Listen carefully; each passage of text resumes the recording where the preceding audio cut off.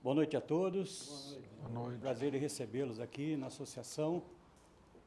Eu sou Carneiro, conhecido como Carneiro aqui, faço parte da Associação dos Engenheiros e Arquitetos aqui, da região Bragantina, e agradeço a presença de vocês nessa palestra, um tema muito importante, né? Muitas vezes a gente fala, puxa vida, caiu um raio, caiu uma descarga, então o tema é muito gratificante, principalmente para o pessoal da área de elétrica, né? Para os técnicos em eletrotécnica, engenheiros eletricistas, né, que estão aqui compondo essa nossa plateia de hoje. E toda a palestra que nós temos aqui na associação, nós contamos com o fomento do CREA, que é o Conselho Regional de Engenharia e Arquitetura, e para isso a gente vai passar alguns vídeos institucionais, mas para a gente quebrar o gelo e ter essa referência aí, que muitas vezes a pessoa não sabe o que seria uma RT, um acervo técnico, né? Então, aproveitar essa oportunidade de a gente conhecer, da gente comentar um pouco sobre a associação e também do trabalho do CREA em parceria aqui junto com a associação em Bragança Paulista. Primeiro que a gente vai falar sobre o que faz o CREA.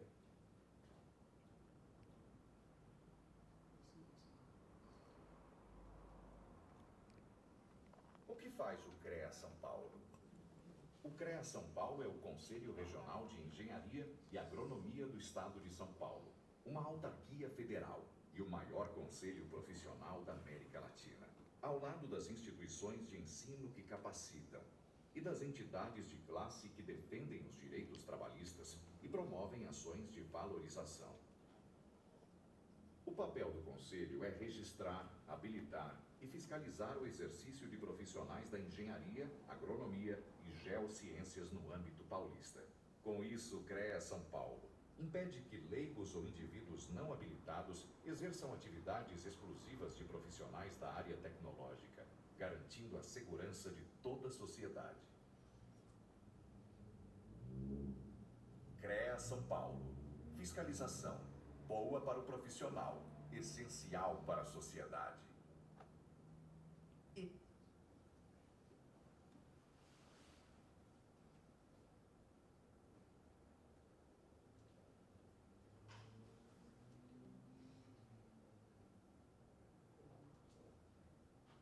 E é o registro profissional. Engenheiros, agrônomos, geólogos, geógrafos, meteorologistas e tecnólogos em profissões da área tecnológica precisam estar registrados no CREA São Paulo para exercer suas atividades.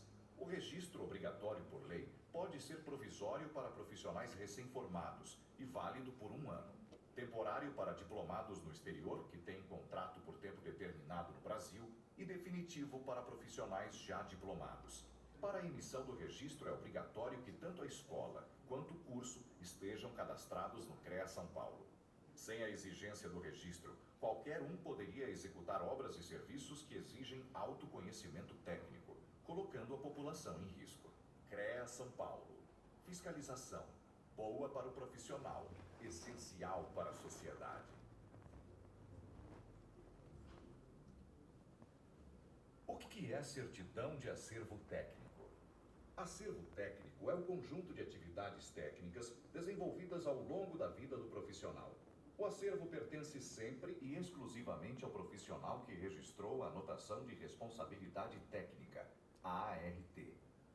A certidão de acervo técnico, conhecida como CAT, é o documento que certifica as atividades registradas no acervo técnico e comprova a experiência do profissional ao longo do exercício de suas realizações. A CAT é imprescindível para a participação em licitações e concursos públicos nas áreas da engenharia, agronomia e geociências. A solicitação da certidão de acervo técnico é feita online. Consulte no site do CREA São Paulo os documentos necessários. CREA São Paulo. Fiscalização. Boa para o profissional, essencial para a sociedade. Bom, esses vídeos são mais para a gente ter uma noção, né, do trabalho do CREA. Vocês conseguem ter muitas informações dentro do site do CREA para agregar o conteúdo, ajudar no dia a dia. O CREA, hoje, ele tem um trabalho muito bom para quem está estudando, para quem está se formando e quer se qualificar, que é o CREA Capacita. Você consegue acessar o CREA, sai lá o conteúdo das palestras, você pode fazer online, você recebe um certificado de participação e aquela duração do tempo que você participou do curso, você consegue contar como hora de estágio. Isso é muito importante. Outra coisa que o CREA conquistou também nesse tempo, de uns 2, 3 anos para cá, é a questão de você poder acessar as normas da ABNT, né, as NBRs. Você pode acessar através do site do CREA. Você faz um cadastro, você consegue visualizar e consultar as normas. Aí, se você quiser adquirir as normas, você também consegue adquirir com um preço bem acessível.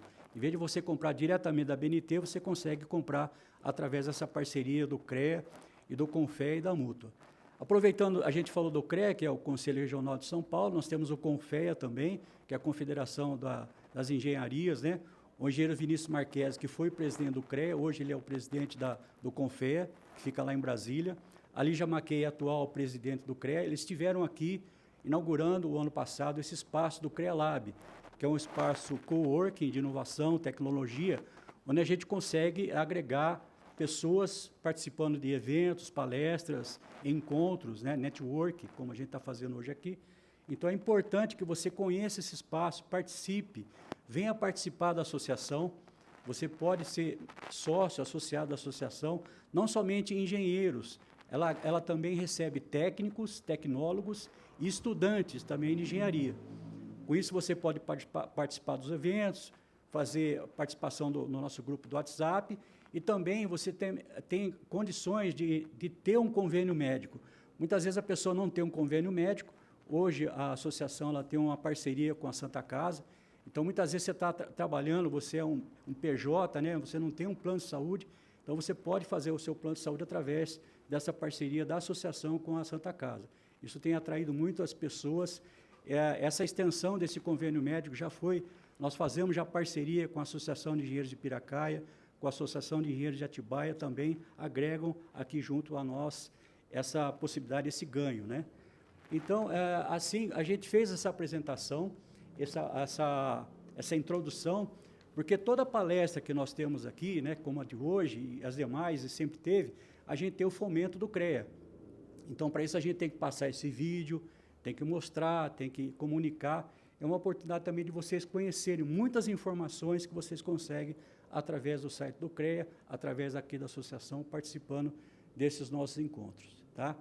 E com grande satisfação eu vou convidar aqui, o engenheiro eletricista Luiz Meirelles, que vai nos agraciar com essa palestra, com um tema muito interessante, né? A norma passou por revisão atual, então tem muita coisa aí que essas polêmicas, você fala que pode, que não pode, então vai ser a pessoa que vai nos transmitir, eu creio que vai agregar muita informação e conhecimento para todos nós, tá? Muito obrigado mais uma vez, Luiz, fique à vontade.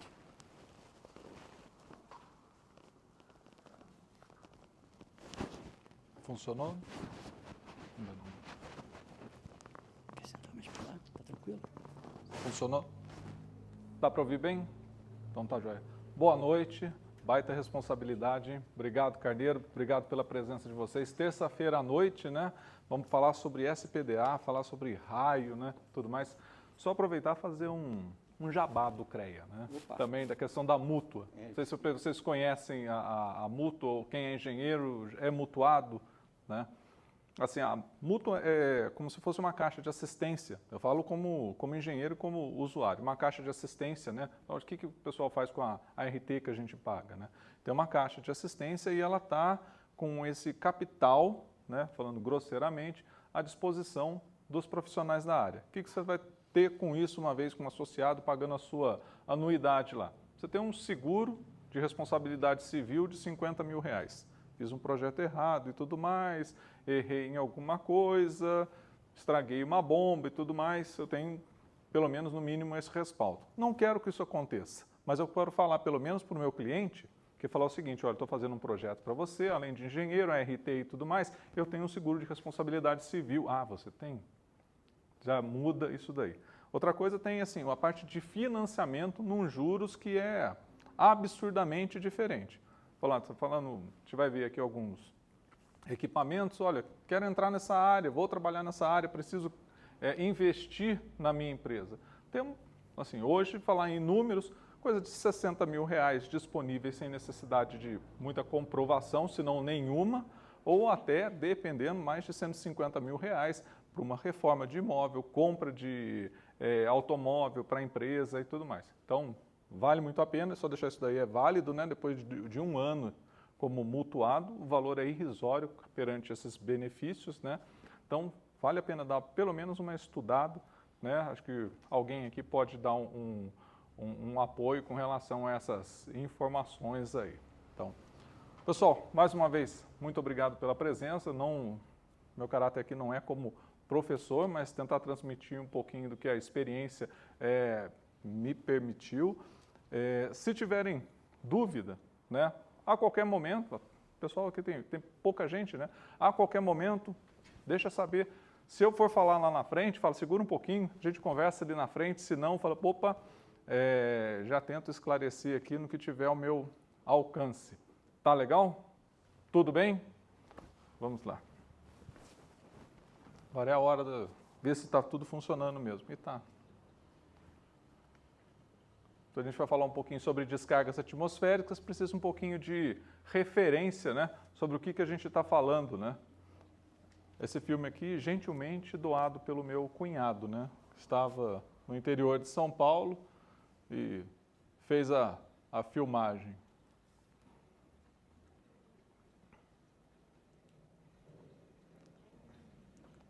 $800 bilhões de watts. Isso daqui, não me recordo a fonte, mas é um livro de uma pessoa que falou justamente sobre SPDA, e tem esses números, mas se for a metade disso daí, já é muita coisa para a gente brincar, né? Não, então, adianto assim, não vou explicar aqui, olha, o raio se forma quando as nuvens se chocam e tudo mais. Não, a gente vai falar disso.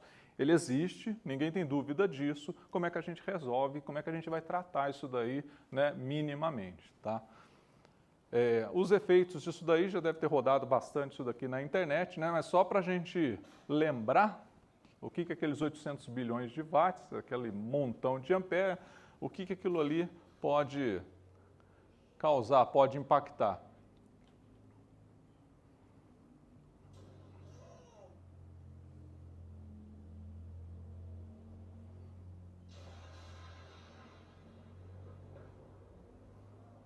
Essa palestra precisa ser atualizada, minha irmã mandou um outro vídeo que tem mais coisas além disso daqui, né? Mas vamos lá.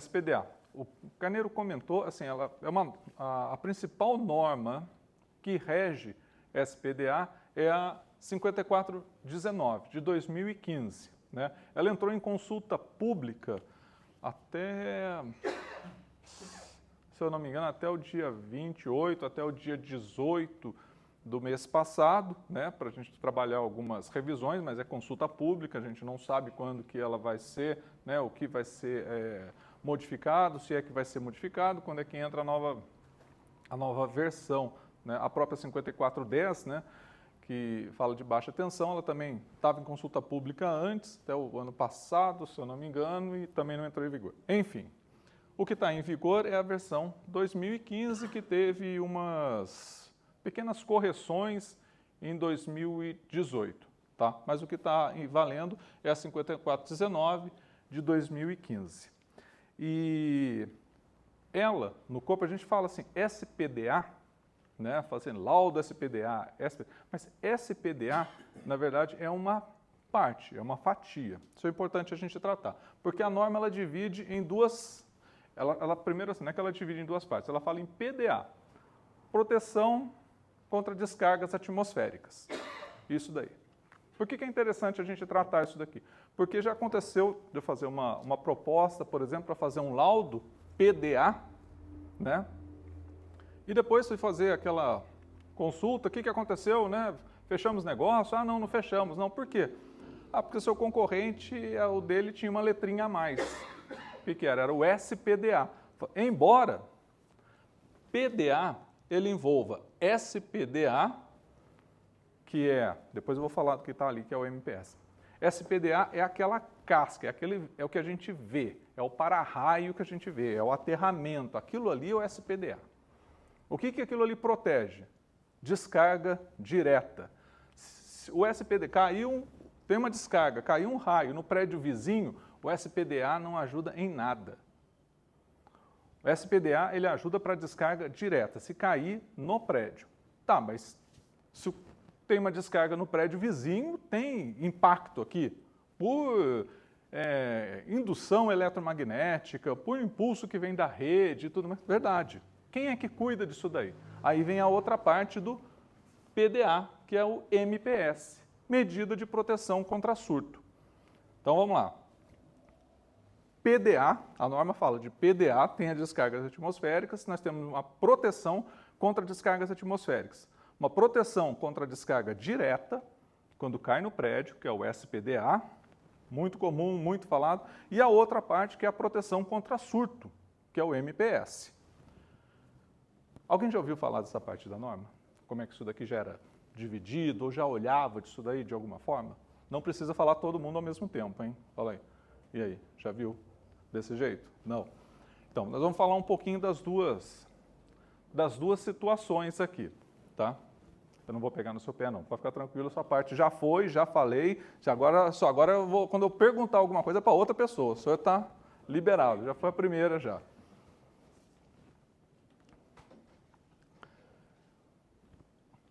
Um outro detalhe sobre SPDA ou PDA. Tudo começa com o gerenciamento de risco, né? O gerenciamento de risco ele vai definir desde se uma estrutura precisa ou não de SPDA.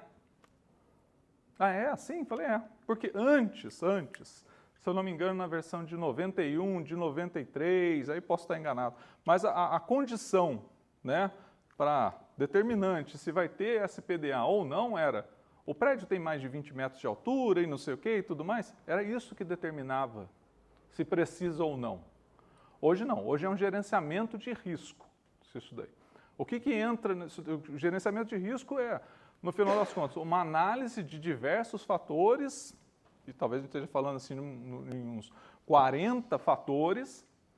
Isso daqui a gente vai calcular, isso daí vai dar um número, e de acordo com a norma, ela fala o seguinte, olha, esse valor aqui está acima do permitido. Então, você precisa instalar o SPDA, agora ele está abaixo do nível do risco, né, permitido, então tudo bem. Então, essa estrutura precisa de um SPDA. Dependendo da estrutura, o risco é esse, limite. Está aqui o risco calculado sem SPDA. Calculamos com SPDA com classe 4, está aqui. O SPDA classe 4 não foi suficiente. SPDA classe 3, essa estrutura precisa de um SPDA classe 3 para que o risco calculado esteja abaixo do limite. Tá? Nós vamos falar um pouquinho mais sobre, não vamos falar como é que calcula isso daí, mas nós vamos falar um pouquinho mais sobre isso. Isso daí, então, a norma, a 5419, ela tem em torno de umas 350, 400 páginas, dividido em 4 partes. Né? A parte 1, que vem aquela coisa de descargas atmosféricas, como é que elas acontecem, o impacto, tipo de surto e tudo mais. A segunda parte fala do gerenciamento de risco. Tudo que a gente tem que considerar nesse gerenciamento de risco, a gente vai falar agora. A parte 3 é a mais a de aplicação, né? Como é que o material que pode ser utilizado, as formas de instalar e tudo mais. E a parte 4 fala de proteção contra surto, tá? Bom, então, já aqui adiantando.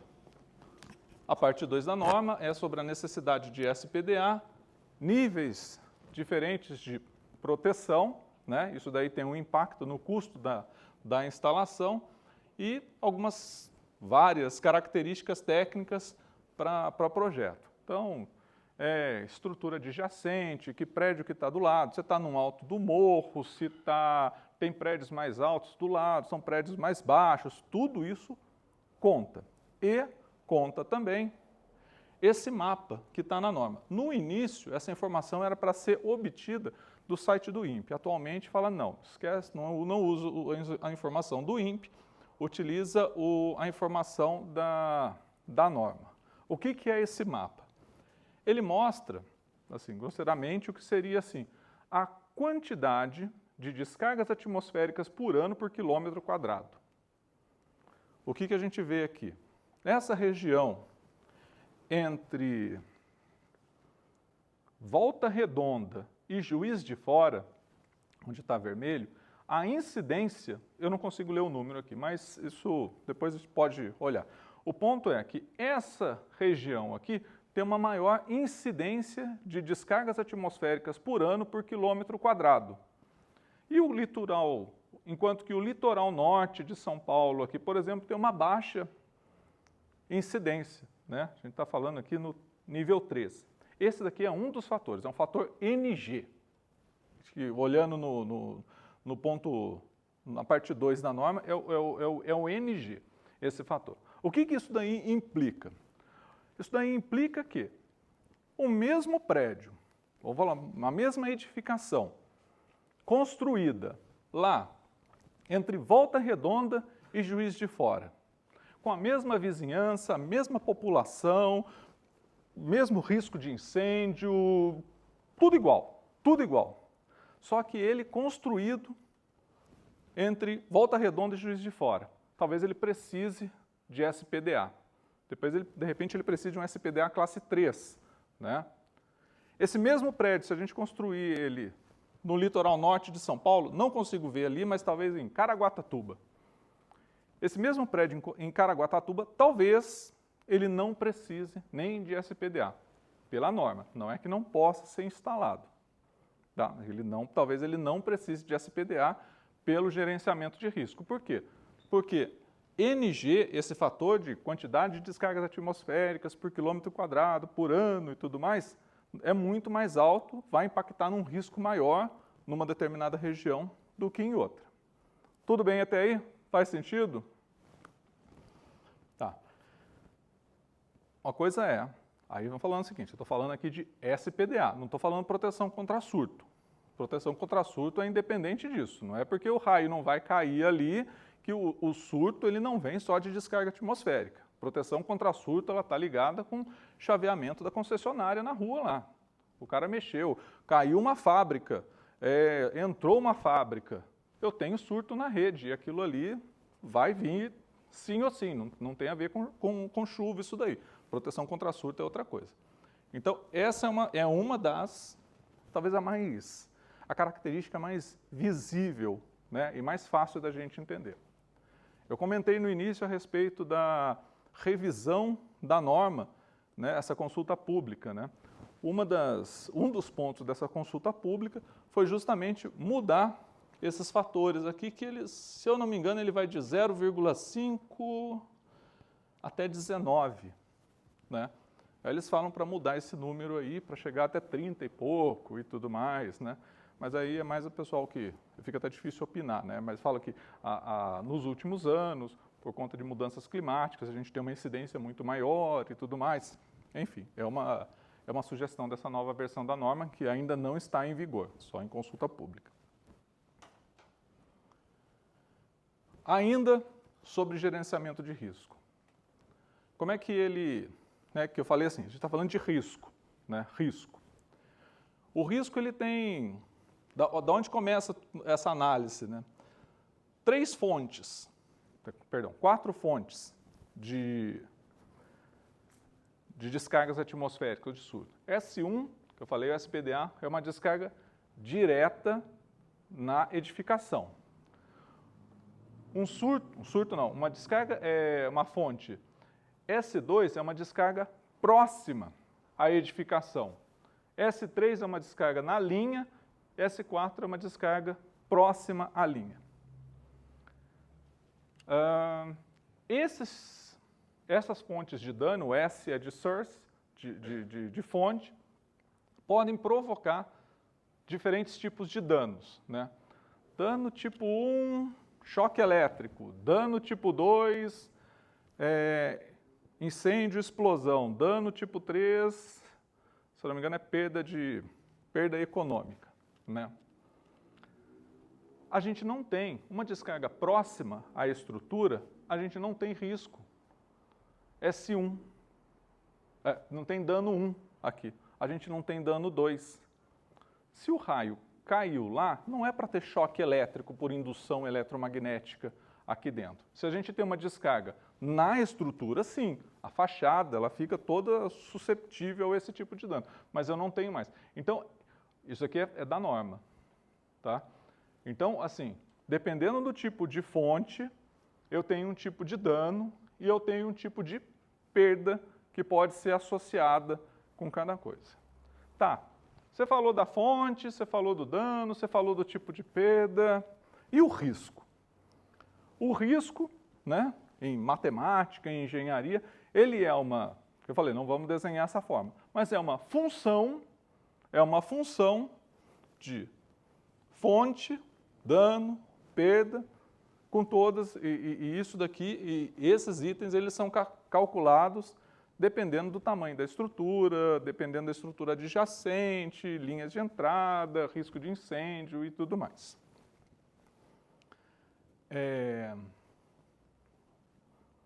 Sobre isso, aí, estou fazendo bem uma propaganda, mas se quiser um pouquinho, isso daí um pouquinho mais descrito, no site da Turian, da empresa, tem um artigo disponível lá.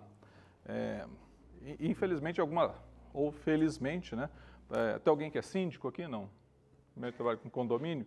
Em condomínio às vezes tem algumas coisinhas que a gente precisa não quebrar, né? Mas mostrar o que é, como é que é. E explicar um pouquinho dessa questão de gerenciamento de risco. Eu optei por, né, explicar, é um assunto que estava precisando ser mais falado, escrevi um artigo, ele está disponível lá, você consegue até baixar.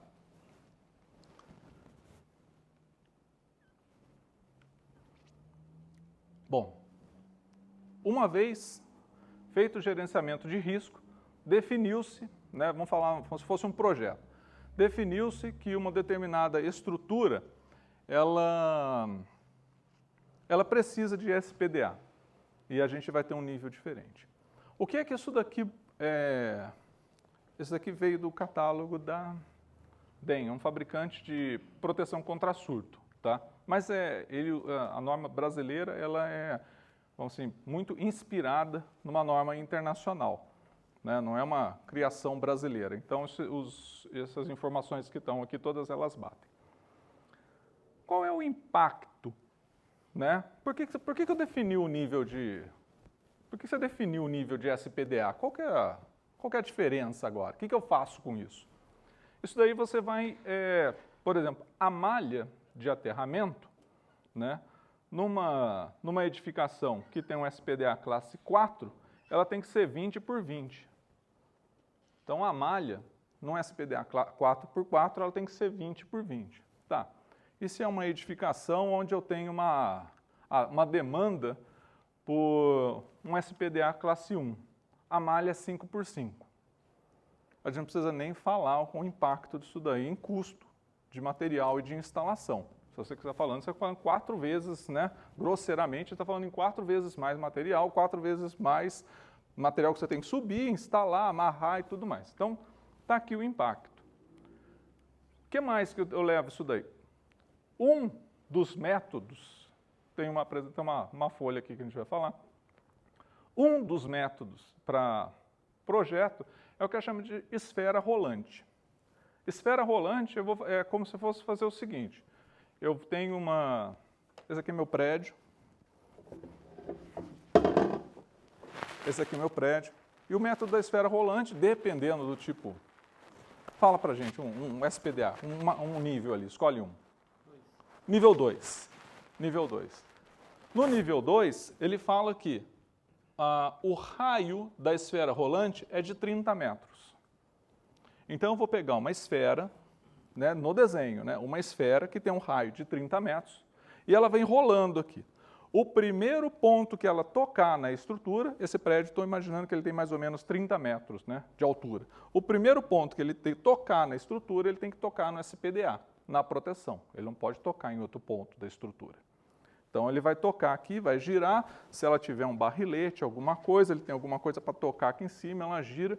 Aí você tem que desenhar ou analisar esse giro, né, para que os pontos de primeiro contato dessa esfera, ele esteja protegendo a estrutura. Então, a sugestão foi um SPDA classe 2. Se fosse um SPDA classe 4, essa esfera seria de 60 metros. Talvez não fizesse diferença. Mas se esse prédio fosse um pouco mais alto e eu tivesse com um SPDA classe 2, eu já teria que ter uma proteção lateral aqui. E de fato isso existe. Isso existe. Porque na norma, não está aqui, mas ela fala que edificações com mais de 60 metros de altura, elas precisam de uma cinta de equipotencialização no entorno e tudo mais. Pô, 60 metros de altura? Pô, que feliz coincidência, tá? Justamente relacionado com o SPDA classe 4, que é justamente o mínimo, o mínimo que seria necessário, é o raio que a gente considerar da esfera ali. Tá legal? O que mais isso daí muda? Muda um pouco considerações no ângulo do mastro Franklin, né? Uma coisa importante, o pessoal às vezes coloca o mastro aqui e acha que o ângulo de proteção dele é para todo o prédio. Eu falo, não é. Analisando isso daqui, esse ângulo de proteção aqui, ele é válido para essa altura de mastro. A hora que eu analiso essa altura toda aqui, de acordo com a norma, esse ângulo é mais estreito. Então, assim, olhando pela norma, se a gente olha, fala assim, como é que funciona esse raio de proteção? Para 3 metros de altura, não vamos falar em números, mas é assim. Para 6 metros de altura, 10, 12, ela vai diminuindo. Então, se eu falar assim, então vamos colocar, né? Por mais esbelto que seja o nosso prédio aqui, eu coloco um mastro Franklin aqui em cima. Tem uma caneta? Alguma coisa? Aqui, ó. Aqui, ó. Já achamos o mastro Franklin no microfone aqui. Colocamos o mastro Franklin aqui. Para proteger as antenas que estão aqui em cima, que estão a 6 metros, ele tem um ângulo de proteção que protege a antena. Tudo bem. Ele está protegendo as antenas, mas ele não está protegendo o prédio, que o prédio tem 30 metros de altura. Para 30 metros de altura, o ângulo é menor. Quando o ângulo é menor, ele já não protege o prédio. Por isso o prédio, apesar de ter o mastro Franklin aqui, eu preciso ter aquela malha no entorno dele. Então, o ângulo, importante, que não é falar em números, mas é importante ter em mente que o ângulo de proteção está relacionado com a altura. Não é, coloquei o mastro lá, proteger o prédio, não sei o quê. Salvo se for, teoricamente, não é aconselhável, um prédio muito, muito esbelto, né? Que você vai ter isso daí, um mastro muito alto. Está concordando comigo, estou vendo. Se eu estou olhando para cá, eu estou vendo, ele está concordando, é isso aí, não é? Então tá bom, se eu falar qualquer coisa...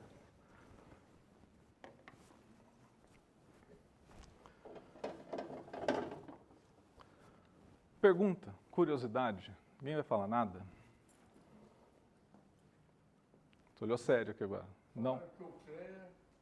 Oi? Faculta você a consultar e tudo mais. Você não está usando os dados do CREA, porque existe a tabelinha do ângulo, que é a outra na 2. Tem. Então, tem. não deixaram você colocar? Não. Você veio fazer uma palestra. Não. É que eu estou tentando não usar nem coisa da norma, né?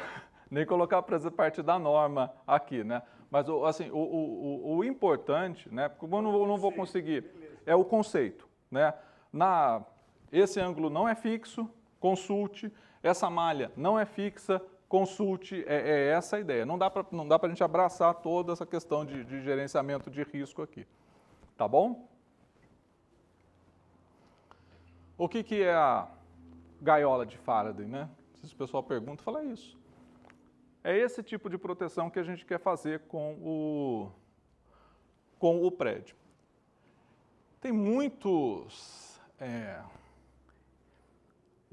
voltando aqui, a gente tem várias descidas, né? E um anel de aterramento lá. Então, vamos falar um pouco, a gente entendeu a captação, que é o primeiro ponto de contato, né? Então, descarga atmosférica é uma coisa que acontece, a gente não vai discutir aqui, né? Ela vai vir, ela vai chegar na captação, que é essa parte de cima, o primeiro contato, a gente tem as descidas e a gente tem o aterramento. SPDA, essas três coisas têm que funcionar. Se uma delas não estiver funcionando, a gente pode ter um problema. Se a gente não tiver captação, a descarga atmosférica muito provavelmente vai atingir a estrutura, né? Se a gente não tiver a descida, vai atingir a estrutura e vai se espalhar de alguma forma que a gente não quer, ou se não tiver aterramento, ele vai chegar por um outro caminho que a gente não quer. Então, SPDA é importante, captação, descida e aterramento, as três coisas funcionarem muito bem, né? Para que a gente tenha isso daqui que é gaiola de Faraday. A norma fala também sobre quantidade mínimas de descida, que a gente tem que descidas e tudo mais. E às vezes a gente pega, assim, vejo principalmente condomínio mais antigos, né? Então ele tem, normalmente é aquele H, ele tem um vão central, e naquele vão central eles colocam somente uma descida, né? Fácil, às vezes o pessoal balançando a cabeça, isso daí, né? Ruim de colocar uma escada lá para fazer a manutenção, de mexer naquele negócio lá. Mas tá bom. Qual que é o grande impacto disso daí? E por quê? O que acontece daqui? Quem é engenheiro eletricista aqui?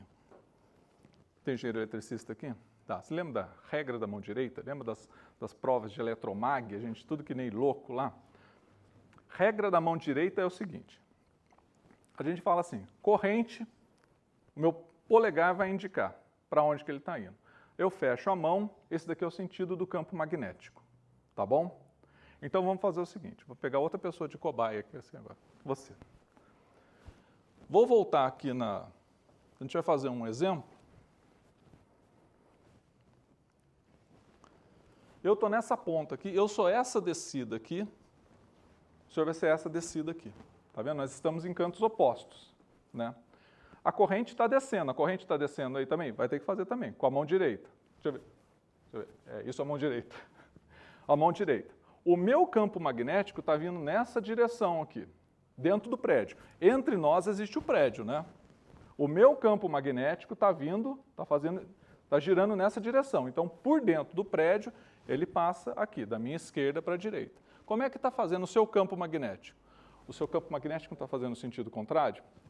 Dois campos magnéticos dentro do prédio em sentidos opostos. Teoricamente com a mesma intensidade, porque dividiu-se tudo, né, igualmente. Qual que é o fator de indução eletromagnética lá dentro do prédio? Teoricamente. Zero. Zero. Zero. Opa. Zero. Eles se anulam. Agora vamos fazer o seguinte, eu tenho só uma descida no centro do prédio, eu só tenho isso daqui. Houve uma descarga atmosférica, aquela descarga atmosférica vai descer por um único caminho, pum, ali. Não vou falar nem de tensão de passo, que a gente vai falar mais na frente, tá? Aquilo ali chegou ali, tum, gerou um campo magnético, né? Com esse sentido, quem que vai anular esse campo magnético? O cabo de HDMI da televisão, o videogame, né? É ele que vai sentir, não tem outro ponto. Por isso, em até aqueles castelos, aquelas caixas d'água que são esbeltas, né? A norma fala que toda estrutura tem que ter, no mínimo, duas descidas. Né? Daí já ficou, opa, por que duas descidas? Uma anular a outra no centro ali. Então, essa é uma estrutura pequena e tudo mais, nem dá para fazer um grande SPDA, né? Muitas descidas, a gente tem que ter pelo menos duas para ter essa anulação. A gente vai falar um pouquinho sobre essa questão de indução eletromagnética aqui. Tá legal? Tudo bem? Fez sentido? Muito obrigado pela participação, você também está fora, já foi eliminado, né, dos questionamentos futuros. Aqui tem uma brincadeirinha com um projeto de SPDA, uma demonstração, isso daqui, na verdade, ele está usando um pouquinho do estrutural, né? Fala, tá, puxa, caramba, aqui como é que funciona isso daí? É legal pra caramba esse negócio de estrutura e tudo mais, mas às vezes não dá para implementar. Às vezes a gente tem, às vezes tem uma igreja antiga lá, né? E no entorno da igreja tem um monte de gente enterrada, né? Porque era assim antigamente. Como é que a gente vai fazer isso daí? Então, a ideia, às vezes, você pode, né? O anexo F da parte 3 da norma permite que se use a estrutura. Então, você pode usar uma parte da estrutura fazendo medições de condutividade e tudo mais, de aterramento. Às vezes não dá para fazer, não tem como, não tem o prédio. Ele está, antigamente, sem recuo, né? Questões civis. Então, não há espaço para se fazer um anel de aterramento lá. Usa essa estrutura, quebra a estrutura, mede continuidade e tudo mais, para fazer esse anel, de usar a própria estrutura, ver se é possível utilizar a própria estrutura como aterramento. Se não tiver jeito, você vai ter que abrir, vai ser cobre para dentro da terra mesmo, não tem como. Só voltar um detalhe aqui. Quando a gente fala de risco, e perdas também, é importante pensar que a gente tem 4 tipos de perdas. A primeira delas, se você imagina, seja uma perda. O que a gente pode perder com uma descarga atmosférica? O que é mais importante? Vida. Vida humana. A segunda, a gente pode perder serviço. Então, eu tenho um centro de tratamento de água, internet, esgoto e tudo mais que faz bombeamento. E se aquela unidade parar, 500 famílias, 5.000 famílias ficam sem abastecimento, perda de serviço. Risco 3, ou o risco 3 existe também, ou uma perda 3. Perda de patrimônio cultural. Depois tem um exemplo ali com vocês. Tá? Vou mostrar isso daí. E o risco 4, perda econômica. Perda econômica, eu tenho um ARAS. Quisera eu, né? Falo, eu tenho um ARAS. Mas quem tem um ARAS, tem não sei quantos milhões em cavalos, em animais, não sei o que e tudo mais, e de repente vale a pena proteger esses milhões de reais com alguns R$1.000, né, investidos em SPDA. Então são esses 4 tipos de risco, né, coincide com tipos de perda que existem aqui. Aqui tem um detalhamento do projeto, como é que é feito, esse daqui no caso é estrutural. A norma, deixa eu voltar a falar disso daqui primeiro. Lembra do método da esfera rolante? Esse aqui é o prédio. É só ele está em escala, né? Mas não estou com as medidas aqui. É um SPDA classe 3, 45 metros de raio, né? Se todo mundo lembra um pouquinho da tabela aqui, né? Mas era 60, o SPDA classe 2 era 30, né? E ele fica bem no meio. 45 metros de raio, e é uma esfera rolando. Então, o primeiro ponto que ela encosta aqui, depois tem um barrilete, ela encosta ali em cima, esses pontos devem estar protegidos por aquela cinta. Um outro fator que entra, por exemplo, nos cálculos do gerenciamento de risco é área de exposição equivalente. O que é isso? Ele fala o seguinte, vamos pensar que fosse que a estrutura, eu preciso entrar com esse valor de área, vamos pensar que a estrutura é uma caixa, é só um caixote. Eu replico 3 vezes essa altura para todos os lados, inclusive o canto. Vamos supor, se a estrutura fosse um caixote só, seria essa linha vermelha aqui, ó, a área equivalente. Dá para entender? Está tranquilo? Replico 3 vezes cada lado e no canto vai formar uma circunferência, um quarto de círculo ali. Matematicamente é fácil de calcular. O ponto é que, como vocês estão vendo, essa estrutura aqui, essa foto, né, esse corte é olhando ela de lado, ela tem 2 barriletes ainda, 2 estruturas mais altas. Essa estrutura mais alta, quando eu replico ela, né, 3 vezes, e como ela está mais alta, ela está mais distante, ela vem para cá. Ela é azul. E a outra é similar, só que deslocada. É a verde. O que é a estrutura, o que é a área equivalente? É essa daqui, ó.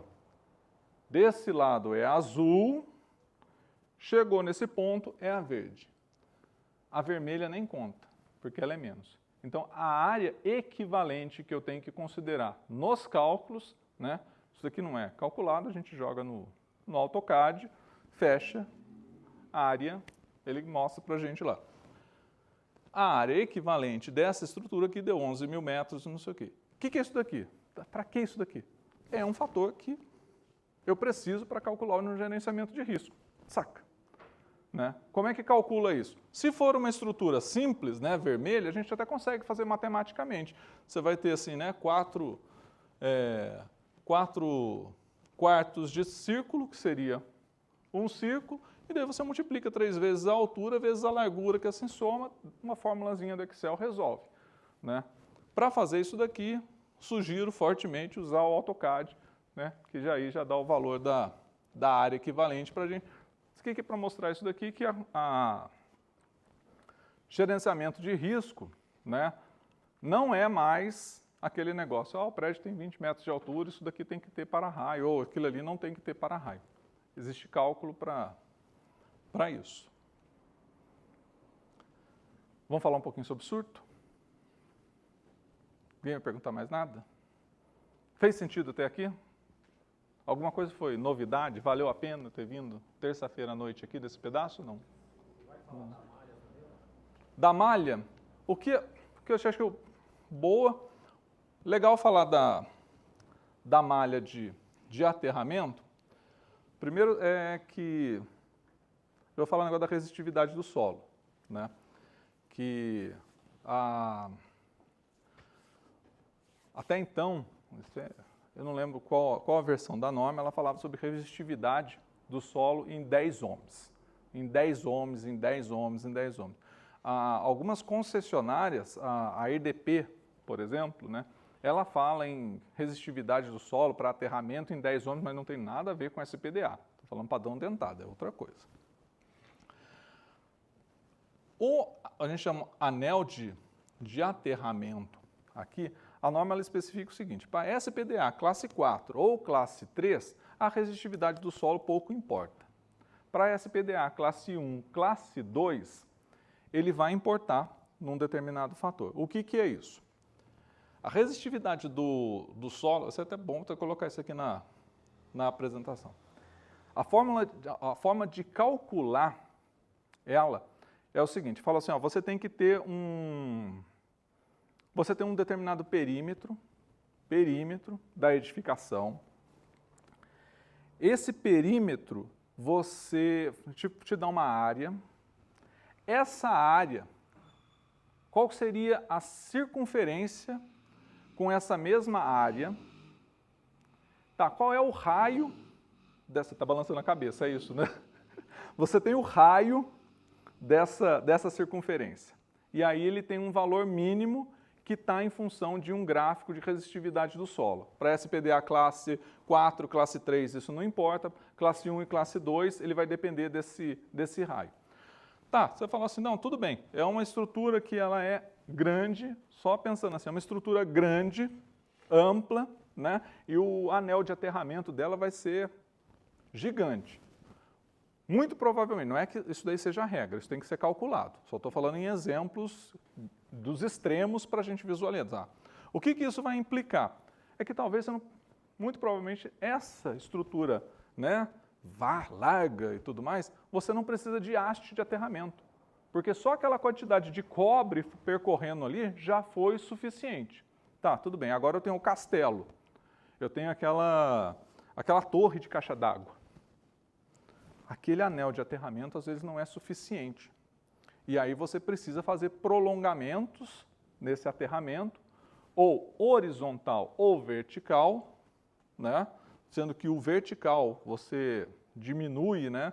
Eu preciso, eu não vou lembrar de cabeça aqui, não sei se você lembra, mas eu preciso aumentar, por exemplo, 10 metros. 10 metros. Se eu for fazer vertical, eu tenho que aumentar a metade, um quarto, a metade. Então, 5 metros para baixo. Então, eu pego 5 metros de haste, pode colocar 2,5 aqui, 2,5 aqui, resolveu. Ou, se for horizontal, acho que eu tenho que fazer os 10 metros mesmo, né? É isso. O anel, no caso, a malha seria 1 metro 1 metro. Mas aí vamos falar por causa do negócio de tensão de passo. E Tensão de toque. É obrigatória para você fazer a medição do sistema. Acrescentar mais hastes seria um caso não alcançasse a resistividade necessária do aterramento. Então, uma haste, por norma, ela é obrigatória para a medição.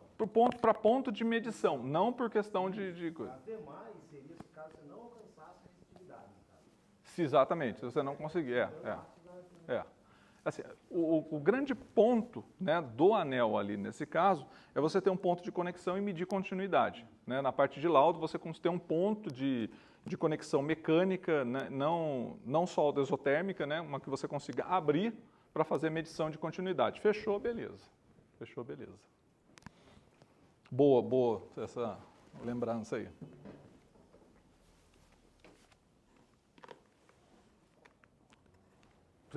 A tensão de toque, né, que a gente vai falar daquela distância de 1 metro, vai entrar ali na frente. Vai lá. Na malha, a estratificação do solo, tem alguma coisa a ver? Não entra. Não entra mais. Só se for, assim, SPDA classe 1 ou classe 2. Aí tem que fazer, acho que não é método Venner, mas aí você precisa falar, porque assim, é muito difícil de aparecer SPDA classe 1 ou 2 que pede medição de resistividade do solo. Mas classe 2 ou classe 4 ou classe 3 não precisa fazer medição de resistividade do solo. Vamos falar de proteção contra surto?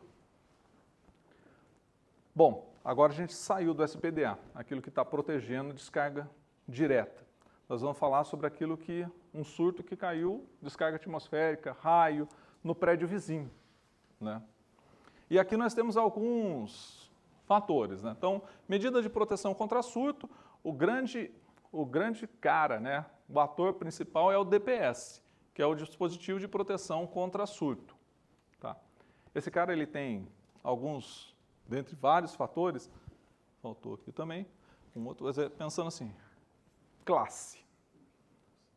Então ele tem classe 1, classe 2, classe 3, são os principais, chega até classe 4. Tá? Ele tem, UC seria tensão constante.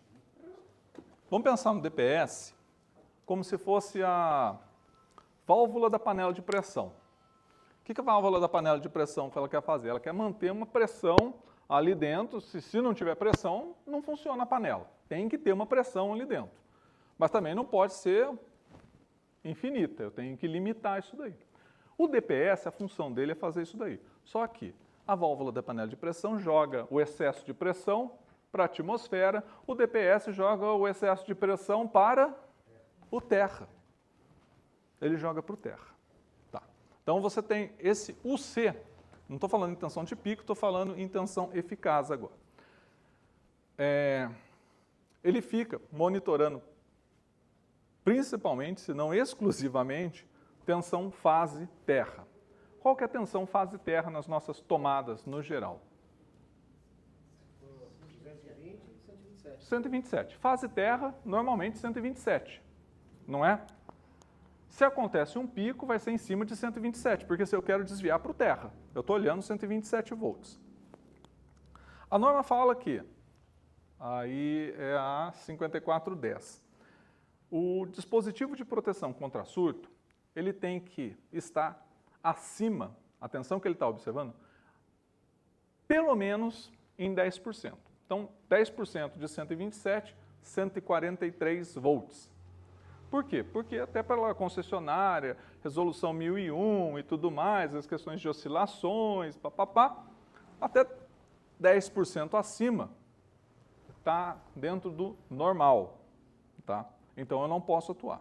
Então, 127 volts em tensão eficaz, né? Não estamos falando de pico. Em tensão eficaz é o valor normal da rede. Ela pode oscilar até 10% a mais, 10% a menos e tudo mais. E o DPS, ele fala assim, você tem que ser a partir, a sua supervisão tem que estar a partir de 10%.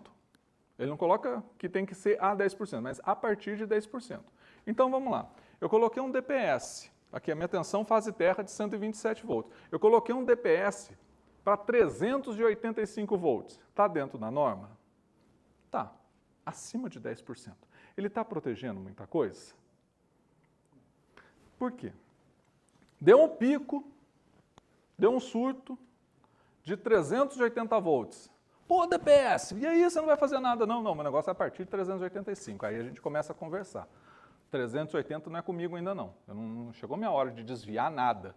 Quem que vai segurar esse impulso então? Aí é o seu Xbox, a sua televisão, te vira, não quero saber não. Não resolve. Não resolve. Então, assim, você ajustar, ter essa tensão, né, de um DPS mais próxima do limite, DPS é uma peça de sacrifício. Você pegar o valor de um DPS perto de uma televisão, de qualquer eletrônico hoje, é irrisório, né, sem contar a dor de cabeça, né? Então, uma das questões é essa daqui. Coordenação. O que é coordenação de DPS? Eu tenho um DPS que eu vou colocar ele na entrada do condomínio. Por quê? Se eu tenho uma descarga direta, é ali que vai ter a maior indução. Se eu tenho uma descarga no vizinho, é por ali que vai chegar. Esse cara, de repente, ele pode até, e às vezes você nem acha um outro menor, por ser um DPS mais parrudo, é um outro tipo de onda que eu vou falar. Por ser um DPS mais parrudo, às vezes você não acha ele com uma tensão mais baixa, ele só tem com tensões mais altas, a partir de 275 volts. Está errado? Não, se a gente tiver uma coordenação de DPS. Por quê? Porque ele já não deixa mais do que 275 volts e lá na frente, em um outro ponto mais distante, você tem um que corta em 175 volts. Então é como se fossem barreiras, né? Essa é a coordenação de DPS, como se fossem barreiras para fazer isso daí. O que mais? Deixa eu falar um pouquinho do formato de onda antes de voltar para cá. Isso aqui é também da norma, né? É um surto, tal como ele vem. O que muda nos tipos de surto? E eu vou explicar como é que acontece cada um deles lá. Um surto que vem de uma descarga direta, um surto esse que um DPS classe 1 precisa resolver, precisa aguentar, precisa desviar, ele tem, normalmente, não vou nem importar, mas pelo tempo de subida, e esse tempo de cauda dele é mais longo. Ele dura mais. Tá, e o que isso importa? O que importa é isso aqui, se a gente fala em engenharia, se a gente pega essa área aqui, né, energia no tempo, tensão no tempo, isso daí é a quantidade de energia que ele tem. Então, um surto, por mais que ele não seja tão alto, mas ele dure mais, ele tem muito mais energia. Por isso eu preciso de um DPS mais robusto, que consiga desviar, não estou falando em tensão, mas uma quantidade de energia maior sem danificar, que ele sobreviva a isso daí mais tempo. Tá, mas existem surtos que são menores? Você fala, tem. É um surto que talvez ele suba tanto, mas ele cai mais rápido, ele tem uma quantidade de energia menor, ele é mais rápido. Tá, tudo bem. Então a gente tem um surto mais longo, com mais energia, que normalmente vem de uma descarga direta, né, ou muito próxima ali. Tá. E da onde que vem esses surtos menores? Esse surto menor vem que, por exemplo, às vezes caiu um exemplo que caiu, né? Lembra eu como é que chama você? Luciano. Caiu uma descarga atmosférica no nosso prédio aqui. Então, aqui dentro do nosso prédio, a gente viu que o campo magnético se anulou. Tá, tudo bem, mas aqui para trás, a SPDE está para proteger essa edificação. Aqui atrás a gente não está preocupado. Então, eu tenho um impulso eletromagnético nessa direção aqui. Eu vou adiantar uma coisinha da impressão, do coisa, que a gente talvez tenha... talvez não tenha feito os exercícios na faculdade. Ô Lucas, dá uma ajuda para mim, por favor, aqui. Na faculdade a gente viu o seguinte.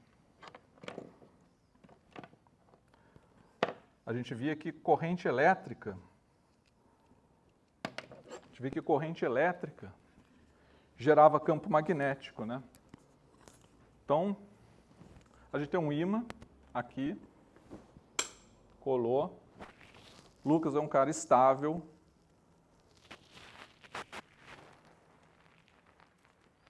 Está estável, né, Lucas? Você é um cara estável, né? Então, a hora que eu encostar essa pequena...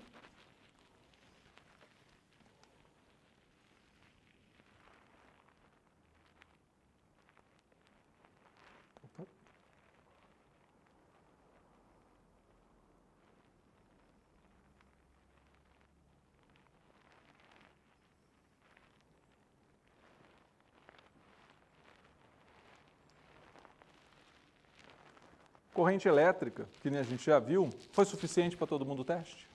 Vai acabar minha bateria. Corrente elétrica gera campo magnético. Mágica, não. Campo magnético também gera corrente elétrica, então, né? Então, vamos ver?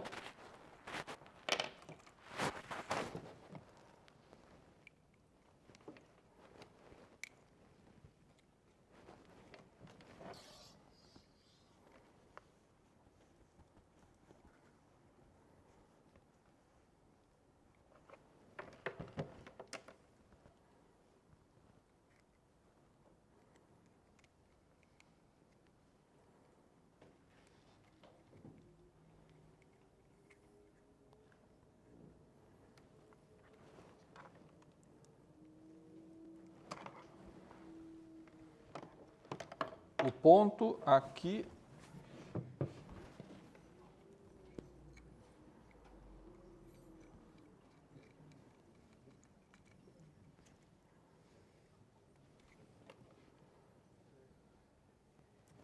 ponto aqui é que para gerar corrente elétrica, eu preciso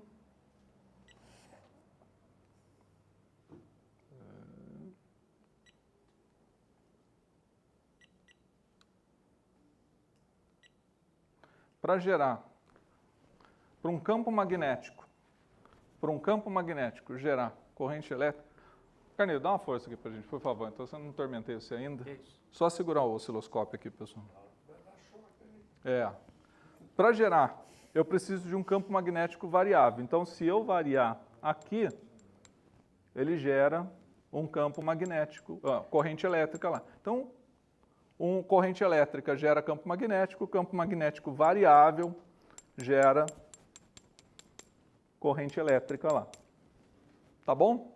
Visto? Está aparecendo na filmagem, está aparecendo. Provado? Legal. Obrigado. O que acontece no final das contas? A brincadeira que eu fiz com o ímã aqui é um campo magnético variando. Agora vamos pensar aquela descarga atmosférica passando num fio, corrente elétrica gera campo magnético. Pum! O impulso eletromagnético saindo do prédio, né, de qualquer estrutura que foi atingida por um raio.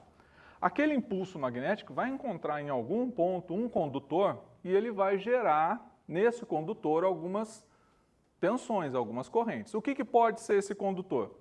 Pode ser o cabo de alimentação do elevador, que está vindo lá de baixo, indo lá para cima. Pode ser o cabo HDMI da sua televisão, que o cara, na hora de instalar para economizar espaço, ele tinha um cabo grandão lá, ele enrolou, fez uma bobina para potencializar o efeito do raio. Então, na hora que a gente calcula a norma, né, pelo gerenciamento de risco, a gente tem que até olhar se existem grandes laços, pequenos laços, até isso daí entra na brincadeira. Enfim, aquele cabo do elevador lá, ele virou uma baita de uma antena para aquele impulso eletromagnético. É um impulso tão grande quanto o da descarga atmosférica direta? Não é, mas ele pode ser, ele é significativo para os componentes, o inversor de frequência e tudo mais. Por isso, lá embaixo, você tem uma onda mais comprida, né, com uma descarga atmosférica, com mais energia. Lá em cima você tem uma onda mais curta, um pulso mais curto, né, que você precisa de um outro DPS lá, que não precisa ser tão robusto, não precisa ser tão impactante, mas é importante. Isso é coordenação de DPS. Às vezes cai uma descarga num prédio vizinho, esse impulso talvez só vai passar só pela proteção, ele vai ser induzido, ele já passou pelo primeiro. Quem vai responder por ele, quem vai aliviar ele, é só o segundo DPS que está lá em cima. Fez sentido? Tranquilo? Isso daqui é coordenação de DPS.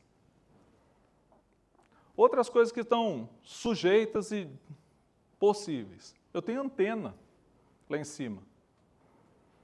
Eu tenho sinal. Então, existe DPS para sinal de antena, existe DPS para sinal de rede, existe DPS, ou você pode colocar um DPS no balizador, né? Você tem... Deve fazer uma confissão agora, tirar isso aqui do meu coração, né? Porque às vezes tem laudo SPDA falando do balizador, que não sei o que e tudo mais. Eu falei, gente, legal. Você está lá, né? Você já dá uma olhadinha. Mas não é o objetivo do negócio. Não é o objetivo do negócio. Vai olhar se tem DPS, vai olhar se o material é utilizado, vai olhar a condutividade, vai olhar outras coisas. Pô. Você não precisa de engenheiro para ver se uma luz está acendendo, pô.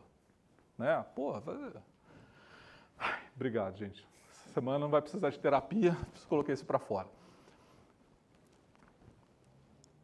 Bom, esses aqui estão os experimentos, né? Que eu acabei adiantando aqui para fazer, para mostrar. Vamos falar um pouquinho do laudo. O laudo, é claro, vai entrar a observância, né, daquelas várias coisas que mostrou ali. Pô, a malha está do tamanho correto? Tá, mas se para a malha está do tamanho correto, eu tenho um projeto falando qual é a classe desse SPDA, porque se eu não sei qual que é a classe do SPDA, eu não sei qual é o tamanho da malha, se eu não sei qual é o tamanho da malha, eu não consigo avaliar, né? Mas se eu olho a malha lá, ela está com mais de 20 metros, né? Já está errado, porque não tem mais de 20 metros. No máximo é 20 metros, né? Com tolerância de 20%. Mas enfim, né? Tem que dar uma conferida lá, mas 20 metros é o máximo. Não pode ter uma estrutura sem uma malha de 20 metros. Então, uma análise da estrutura, uma análise dos DPS, né? Dos tipos de conexão. Uma outra questão do DPS é o seguinte. DPS, ele fecha um curto para o terra. Ele é a válvula da panela de pressão, ele alivia. Ele pode falhar? Às vezes ele falha. Às vezes ele falha, ele fecha curto. Ele fecha um curto para o terra. Quem que para ele? Então, disjuntor que muitas vezes não existe. O que acontece? Muitas vezes... Coloca o DPS no barramento de entrada. O DPS dá problema, ele fecha curto, vai ter que ir um disjuntor lá de 200 amperes às vezes para abrir, romper. Só que na hora que ele desliga a bomba, desliga o elevador, desliga a iluminação da garagem, desliga tudo. Cadê o seccionamento? Daí vai em 5410, né? NBR 54. Cadê a parte de seccionamento disso daí? Então, assim, o manual do DPS, ele tem lá fusível de backup máximo.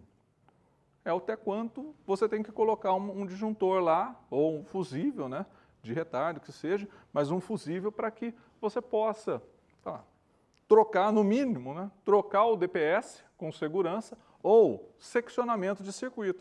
O DPS deu problema, tiro ele do circuito, bomba continua funcionando, elevador, iluminação, todo o resto continua funcionando. Né? Já pensou, fecha um curto na tomada aqui, apaga a luz, apaga tudo, desliga estacionamento, bomba e tudo mais? Não pode, uma fábrica. Né? Então, conceitos básicos, bem feitos, simples e bem aplicados ali. Muitas vezes, se não em todas, é preciso fazer o gerenciamento de risco, é preciso calcular para você saber o que eu estou procurando, o que eu estou avaliando aqui no laudo. Né? Além de calcular a distância de segurança, umas outras coisinhas, medir o anel de aterramento, fora a medida de continuidade. O laudo, ele pede que seja utilizado, né, do ponto mais alto ao ponto embaixo. Resumindo, não. Você meça a continuidade, ou seja, ele quer saber se caiu uma descarga atmosférica aqui. Esse ponto lá em cima está conectado com o de baixo? É isso que no frigir dos ovos, né, é isso que você precisa testar. É isso que precisa ser visto. Como é que vai fazer isso daí? Pô, vai dar trabalho, viu? Vou enganar vocês não. vai ter que abrir os pontos aqui em cima, porque se eu quiser testar individualmente, eu tenho que abrir o ponto, porque se eu tenho 4, 6, 10 pontos, eu coloco um ponto lá em cima, meço com o outro lá embaixo, só tem um funcionando, um eletricamente conectado. O resultado vai dar lindo. Na hora que acontecer a descarga atmosférica, aquele princípio de anulação do campo magnético dentro de... Esquece, aquilo não funciona mais. Porque só tem uma descida. Você está igual aquele condomínio que só tem uma descida lá. Não mudou nada. Então você tem que abrir todas as conexões, testar, medir uma por uma e tudo mais, jogar cabo aqui, descer e tudo mais. Quem que faz isso daí? Milhomímetro. Então vem. Rolo, 100 metros de cabo, falei, tem que desenrolar, tem que subir. E aí você começa a jogar o cabo lá e depois na última, né, o cabo começa a pesar e depois puxar de volta. Milhomímetro é esse cara aqui. A gente vai medir baixa resistências, né? Isso aqui não é propaganda não, tá? Não é propaganda não, mas é só um modelo. Você está medindo até 2 ohms aqui, né? Por que a importância de medir isso daqui também? Você tem um histórico, né, do que está sendo feito, do que está sendo acompanhado.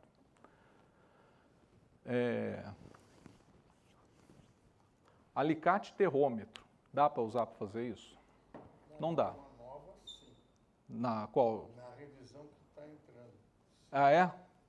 Então falaram do alicate terrômetro? Entrou, já está, vai ser quando não sei. Quando não sabe, É para esse tipo de serviço mesmo. Aham. Mas a recomendação vai ser para os dois. Até então, o alicate terrômetro estava totalmente excluído. Agora não. Agora tem uma partição só para ele. Só para ele lá. Eu não atentei para essa parte. Vamos falar pode deixar no que vier. Pode entrar na consulta e ver lá. Vai lá. Mas, É bonito, é bacana, entendeu? e é caro. Agora, é que tá um negócio. Tem gente usando para ver a resistência ômica. Também. Aí começa a mudar a conversa. Aí não tem, não. Daí não tem. Acho que até continuidade não faz sentido usar. Ele mede a tensão de... Você mexe o laço. Você fala assim, esse laço está fechado? qualquer lugar. Saca. Exatamente. Exatamente. Mas ele dá que tem continuidade. Se você está desligando aqui, desligando lá, você está fazendo exatamente o mesmo laço. É que ele pode pegar outro caminho, né? Se a resistência, por mais que ela esteja... Inclusive, é citado na norma que os valores que eram citados de um homem, inferior a um homem, né, para essa descida, não pode ser considerado no alicate terrômetro. Entendi. Tá bom? Então, Boa. tem isso também. Boa. Então, talvez mude essa questão da norma, né? Mas o alicate... Vale o que o senhor vai falar, desculpa aí. Não, vai ser ótimo. O alicate terrômetro, o que é? Diz que ele é mais robusto na bobina que ele tem aqui, né?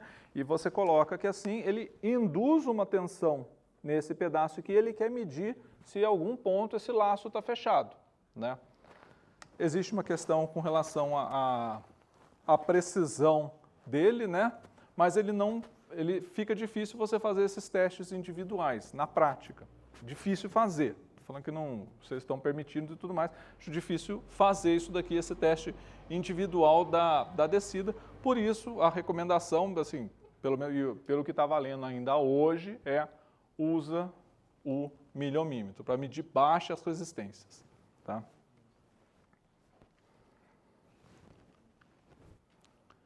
A questão do valor do aterramento.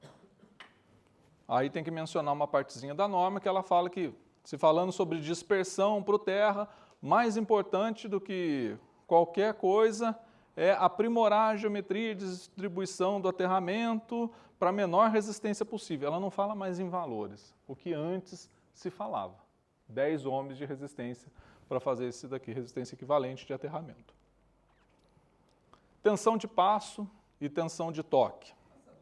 Voltando só um pouquinho naquela tela onde você media em cima e embaixo, isso aí. Aí você garante que você tem continuidade. E daí para baixo? Não. Aqui, por exemplo, eu estou medindo... que isso aí são vários testes, né? Aqui nesse caso, eu estava medindo daqui para cima, uma descida. Eu já tive essa situação. O que você faz daí para baixo? Daqui para baixo, eu vou medir só o anel. Em algum ponto, eu vou abrir o anel, né? Vamos dizer, eu tenho um anel de aterramento. Em algum ponto, eu vou abrir e vou medir as duas pontas. Não, ele tem que ter um ponto para fazer, tem que ter caixa de inspeção, Quebrar, né? tem que quebrar. Se o prédio foi feito e já está com a estrutura toda pronta, Assim, tem que... Ainda quando você está falando na estrutura, você fez um baldrame. É estrutural ou não? Aí você está no estrutural, no natural. Aí que está. Existem outros tipos de... o que eu já fiz nesse caso, eu falei, daqui aqui está garantido. Eu tive que fazer uma área de aterramento na volta toda, porque eu não sabia dali para baixo o que ele tinha feito. Porque ele não me garantiu que o cálice estava conectado. Na matéria fala em 20 voltas, em cabo, falava, né? Não sei como é que está agora. Não, fala 50 milímetros com 3 milímetros de diâmetro, cabo de 50 milímetros quadrado, com 3 milímetros de diâmetro o fio, cada fio. Se você tem transpasse de 20 voltas de... Não fala do transpasse, ele fala só na hora da emenda. Você pode usar clips, pode usar 3 arame, mas tem as amarrações. Só que aí que tá, se não for rebar, tá certo que é barra específica, não pode entrar no cálculo estrutural, e não for banhado, tá certo, porque a rebar vale. Não vale também. Então aí que tá, a norma vai até onde? Eu acho que vale, porque se ela estiver dentro do concreto, ela está protegida. E o concreto O mais concreto é melhor condutor do que a terra, inclusive. Ele Por tá sempre exemplo, úmido. eu prefiro ir para esse análise, é aquilo que você está falando. Eu prefiro a natural, exatamente, porque eu vou analisando isso. Eu, em São Paulo, andei fazendo muito trabalho para um monte de empresas. E o pessoal chegava e abria em todas as colunas da descida dos prédios lá em cima, ia lá embaixo na coluna, quebrava e ficava medindo. Ele falou, mas Tadeu, tá certo, aqui, aí, tá na norma. E é ferragem estrutural. Faz parte da estrutura do prédio, foi calculado. É que a conexão tem que ser com rebar, né? Por causa da confusão. Não, e sem rebar, não. Sem rebar, usando ferragem. Prédio de 40, 50, agora, eu estive no Detran de São Paulo. Estive trabalhando lá no Detran, lá no centro, no JB lá. Não tem. O prédio tem 50 anos. Não tem como, não tem como. Se você acompanhar a obra, lá na fundação, você não tem como atestar nunca, que você concreto. Eu fotografo tudo, registro, Aí faço por mais que o tudo tempo direitinho. passe, se esses registros existirem, beleza, mas você não tem uma comprovação se tem continuidade ou não, né? Aí tem um outro lado. Foi bem Tem feito, aquele você pessoal consegue que eu andei pegando lá em São Paulo, mostrou para mim, desculpa aí, pessoal. Ele, por causa disso, eles resolveram descer fita de alumínio. Aí você tem uma puta numa estrutura metálica, com uma indutância bem baixa, e aí você põe uma fita do lado distante. Aí você começa a cortar, quando deu um raio, cortou toda a estrutura de concreto e tudo mais. Ele inseriu... Ele criou tensão entre a descida e a fita. Não, ele... Ah, tá, ele não... Tensão entre a fita e a estrutura metálica. Mas a estrutura está externa, a fita está externa. A fita está externa. Ela pegou... Não, fita não pode ficar dentro. Sim, aham. Vamos fora. Aham. Então, aí você não pode usar a estrutura, então você bota uma fita. Aí é mais fácil, então, você fazer o quê? O afastamento que usava, que a gente chamava de isolador por cobre. Existe afastamento O afastador. para o isolador de alumínio. Aí você afasta o alumínio. Mas eu sempre usei alumínio preso na parede. Então todo mundo faz isso, É. só que eu tenho duas fotos de registro de laudo. Não, veio comendo, cara. Veio comendo, cara. É só o elétrico. Não caiu nada, Mas está feito. Morou. Tá. Potencializar pode. Se você tem que potencializar bastante, pode. Mas qual é a distância que você vai? Lá embaixo e aqui? Não. Será que essa... você tem uma fita com uma impedância altíssima e você tem uma estrutura desse tamanho com um monte de ferro, a impedância... Você tem diferença. Em cima e embaixo? Eu não sei. Mas É difícil conectar. Um fato registrado. Tá? É. Isso aí existe, inclusive, na internet também. Bom, você... 3, 4, 5 metros lá em cima. Para fazer? Depois não tem mais. Então, assim, um ponto para fazer essa questão do teste é justamente assim, se for um anel de cobre enterrado, você tem um ponto de medição, né? Você abre, a norma ela comenta que você tem que abrir aquilo ali com ferramenta, não é com a mão, né, para garantir a conexão, abre os pontos e mede a continuidade, se for com cobre. Se for estrutural, com rebar e tudo mais, ele tem que ter alguns pontos, só que você não consegue abrir, porque, né, desconectar. Você vai ter que fazer medições, de repente, cruzadas para fazer um teste de só acompanhamento, se toda aquela malha está conectado com a estrutura. Uma vez que participa da norma. Mas tem casos onde você não consegue medir. Ele falou, mas eu não posso falar isso porque eu participo da norma. Não, ele não tem jeito. Não tem jeito. Determina alguns pontos, ele tem uns pontos de medição. Quando é rebar, você não consegue abrir. Existe um mundo né? ideal e tem mundo real. Tem hora que não tem como colocar tudo na prática. É o ponto que eu até estou achando bacana essa conversa que o senhor está tendo conosco, né, essa palestra. Cabe muito cada profissional avaliar exatamente esse avanço da análise de risco, é fundamental, avaliar o melhor que ele pode fazer. Tem casos que você tem que chegar e falar, não tem solução, esse eu estou fora. Não, tem, que eu comentei, né, rapidamente. Às vezes você pega, por exemplo, um caso que gerenciamento de risco, não tem ninguém, uma igrejinha e tudo mais, não tem ninguém. Então, risco de perda de vida humana, zero. O que tem ali? Patrimônio cultural. Então fala assim, preciso ter SPDA lá. Então tá bom, como é que está tudo bem? Tem que ter um anel de aterramento, mas como é que a gente faz um anel de aterramento? Do lado da igreja tem um monte de gente enterrada. Não, sério, o que não dá para fazer, não dá para fazer. Eu fui fazer um para-raio numa fazenda, daqueles tijolos antigos. Eu fui no cantinho, quebrei lá e enfiei essa profunda de 6 metros e falei, seja o que Deus quiser. É mais ou menos assim, tem algumas coisas assim, vamos lá, o memorial de cálculo, né, o memorial descritivo e tudo mais, coloca as limitações da aplicação.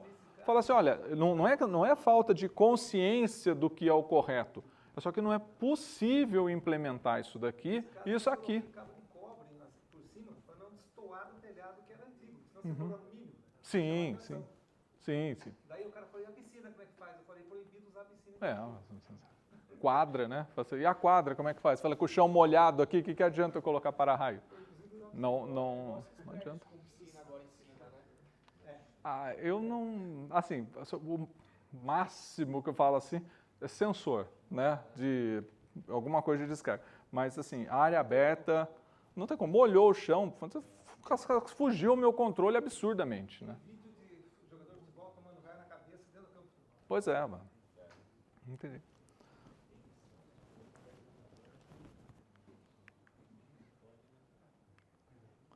Bom, então a gente comentou rapidinho aqui o que tem a ver essas questões de tensão de passo e tensão de toque, que nem a gente comentou. Se a gente tem uma descarga atmosférica pontual, um ponto só, né? Aqueles condomínios têm aquilo ali vai se dissipar de forma radial. Então, só para a gente fazer conta, não é isso, tá? 100 mil volts, chegou naquele ponto. E aquilo ali vai levar 100 metros para se dissipar. A cada 1 metro, eu tenho uma diferença de 1000 volts.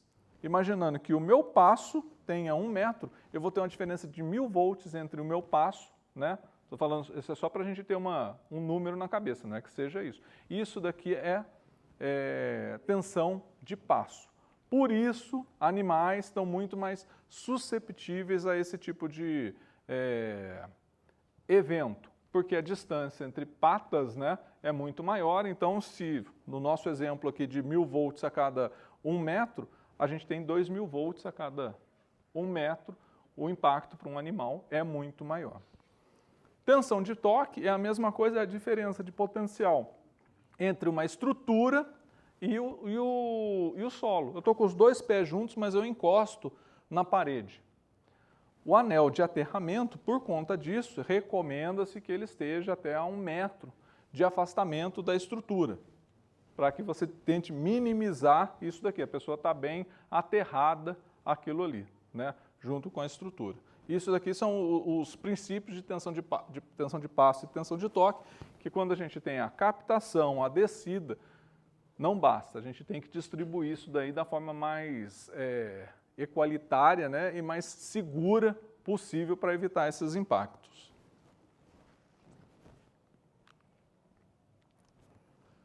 Aí vem uma questão sobre ordem das inspeções. Inspeção, ela tem dois tipos, né, pela norma. Uma que é a semestral, não precisa de engenheiro.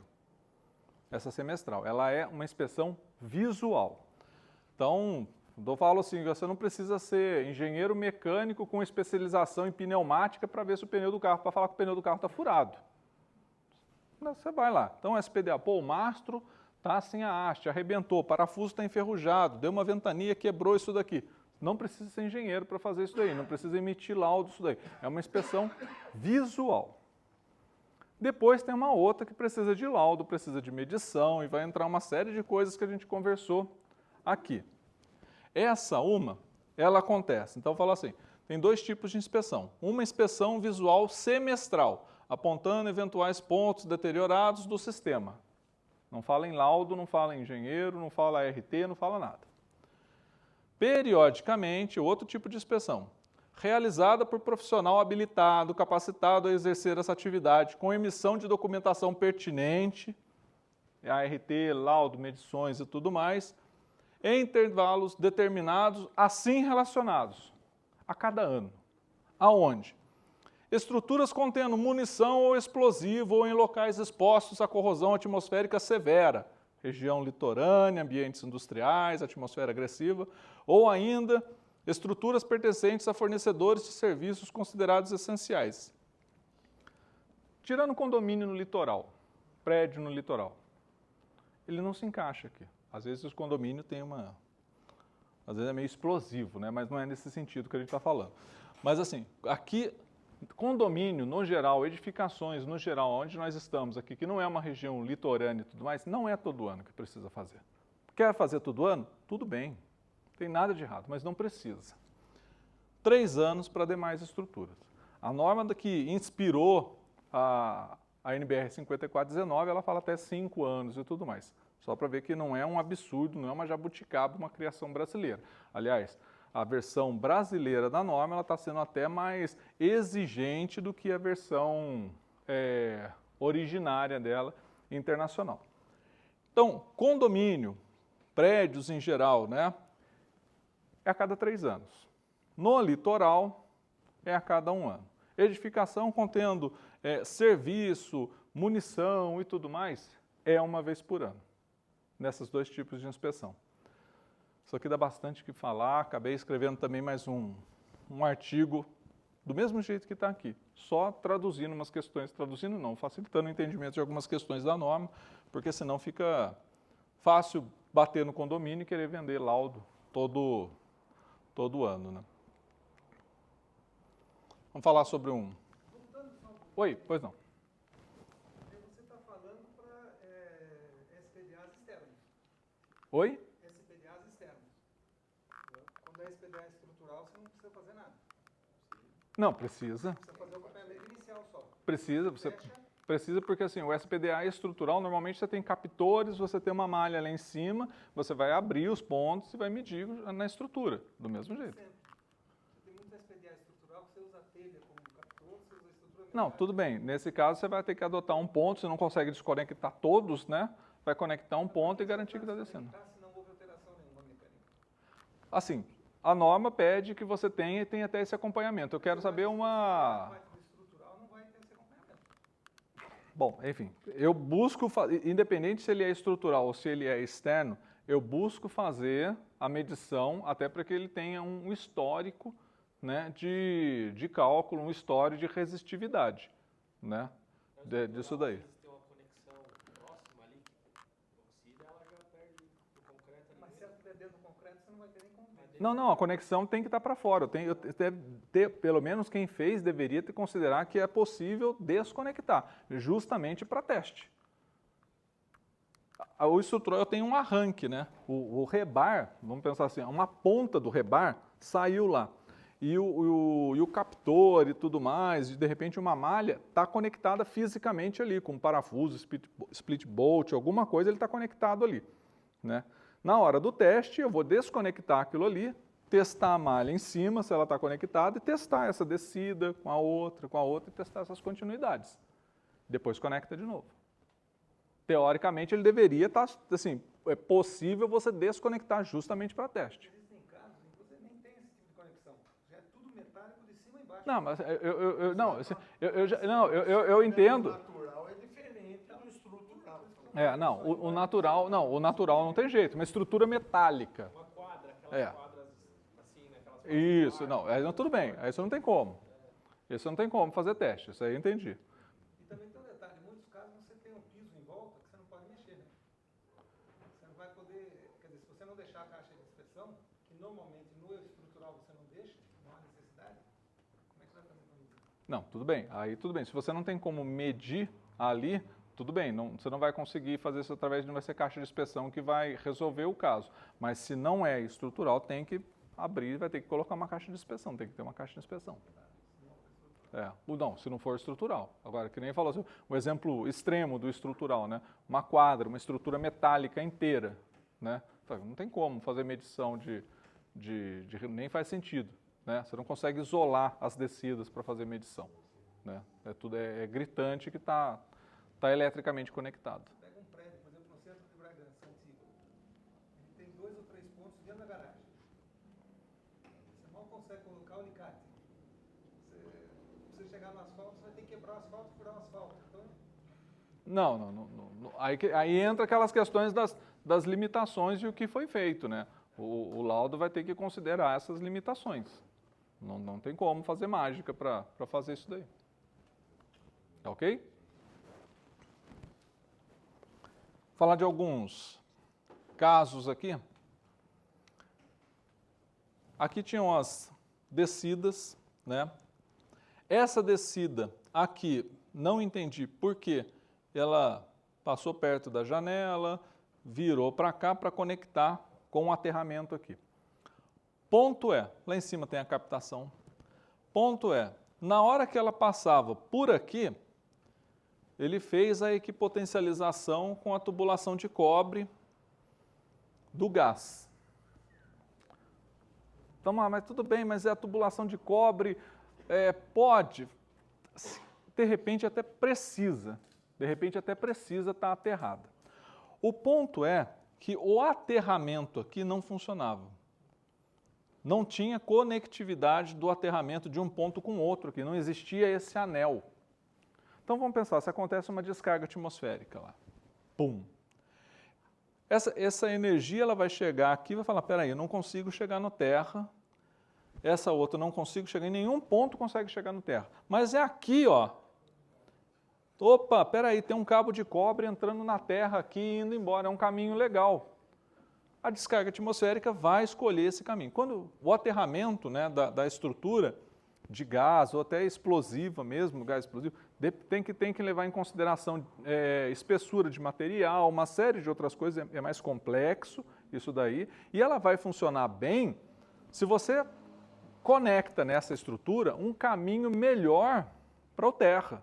Porque daí você fala assim, opa, peraí, qualquer tensão induzida ali, ela encontrou um caminho melhor para o terra através da estrutura que eu montei de aterramento. Aqui está o contrário. O gás passou a ser o melhor caminho de aterramento. Então a solução naquele momento, antes de arrumar, desliga esse pedaço.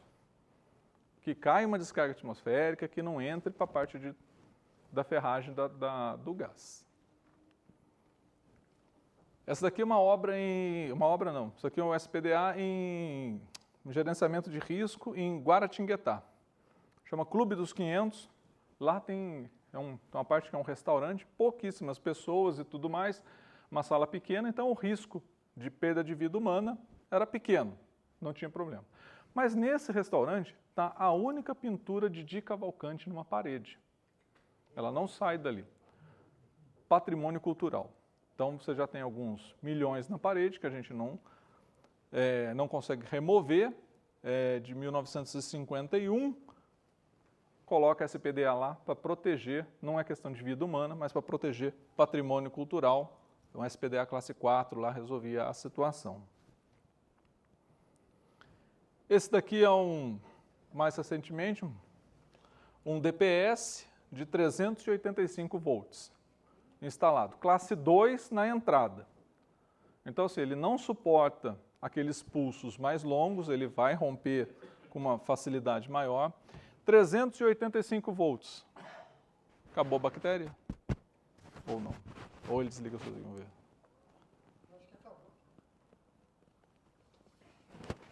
Acabou? Não tem problema, mas dá para ouvir, né? 385 volts, então se a gente tem um pico de 380 volts, o DPS fala, não é comigo ainda, quem resolve isso daí é o seu DVD, seu videogame, seu equipamento dentro da sua casa. Oi? O DPS está ligado diretamente no barramento, então se for fechar, se ele fechar um curto, se ele tiver um problema, vai torrar essa fiação ou vai abrir o disjuntor lá em cima que vai desligar a bomba, elevador, iluminação da garagem e tudo mais. Tem a conexão do ponto A ao ponto B de 50 centímetros, né? É. O máximo também de distância também, isso aqui a gente tem que manter a menor distância possível, né? São detalhes de instalação, né, de aterramento. Ao terra.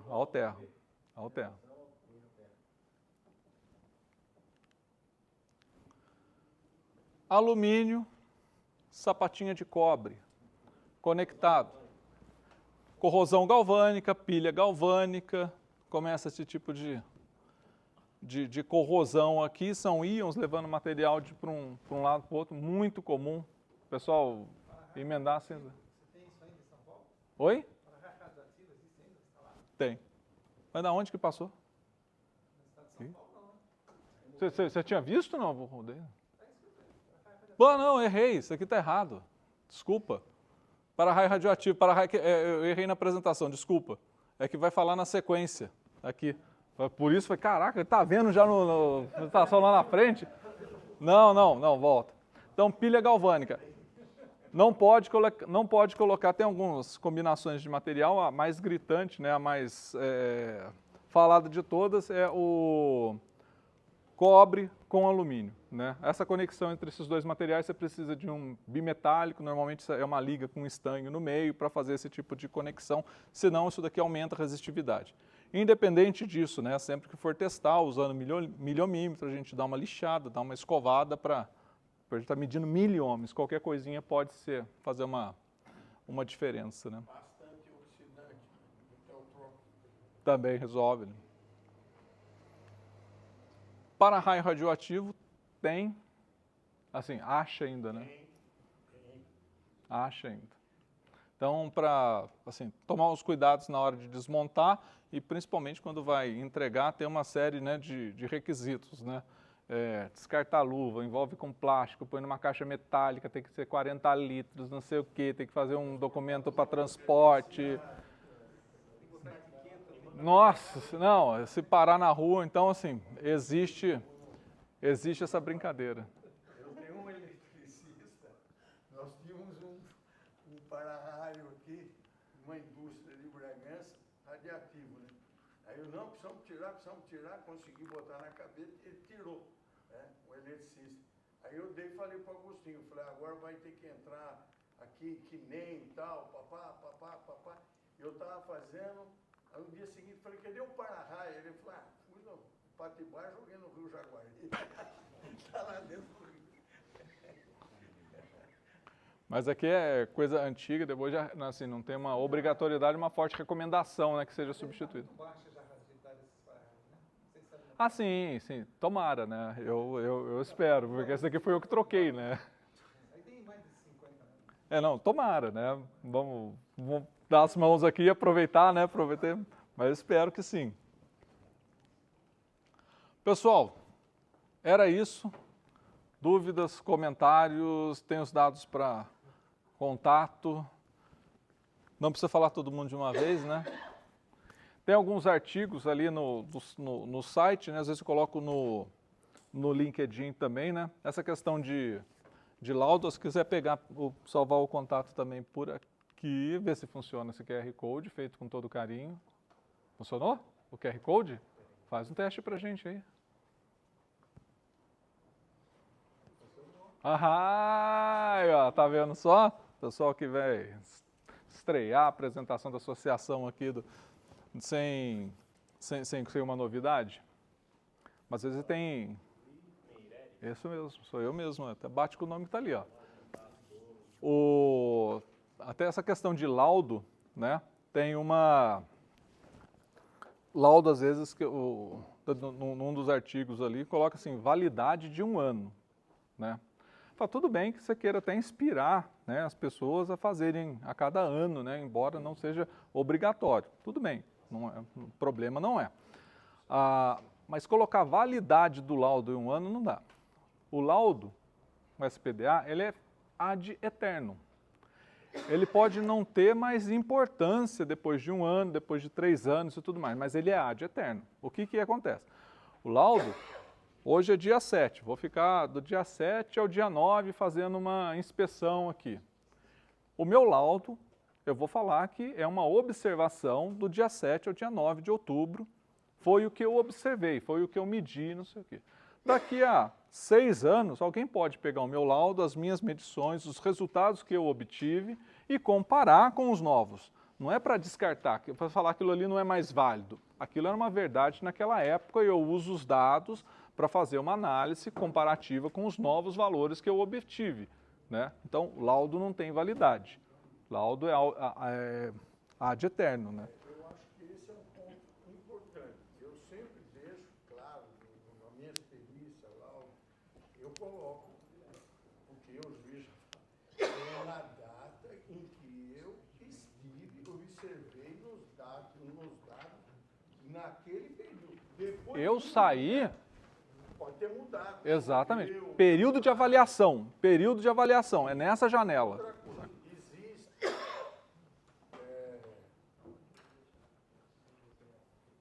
existe a NR10 e ela entra em algumas áreas que daí acaba cobrando uma periodicidade das inspeções de laudo por 1 ano.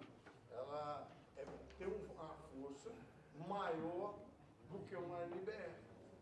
Uhum. Tá certo? Que é uma norma reguladora. Eu sou engenheiro de segurança também. Uhum. Tá certo? Então, indústria, por exemplo, não tem jeito. Você vai avaliar, não tem jeito. Tem que ser anual. Sim, sim. Tem que ser anual. Porque a indústria acaba caindo em vários outros critérios independente disso, né? Em outras coisas, né? Seguro também, né? Seguro também, pode Seguro crer. também cobra por causa disso, por causa da NR10.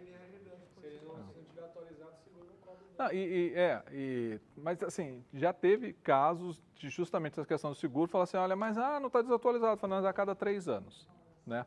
Tem Lucas, é a de inspeção predial que fala a cada ano, da SPDA, que você chegou até a mandar? De inspeção predial. Ela fala de SPDA e tudo mais cada ano, mas ela não fala sobre o nível de inspeção, né? Então você fala assim, pela 5419, você fala que a cada 6 meses você tem que ir lá dar uma olhada, né? Então, às vezes na prática acaba sendo até mais, se não tão importante, essa continuidade do que essa observação, né, periódica, do que às vezes fazer um teste. Às vezes tem um problema, às vezes não é de falta de condutividade, o mastro caiu lá, deu um vento e derrubou.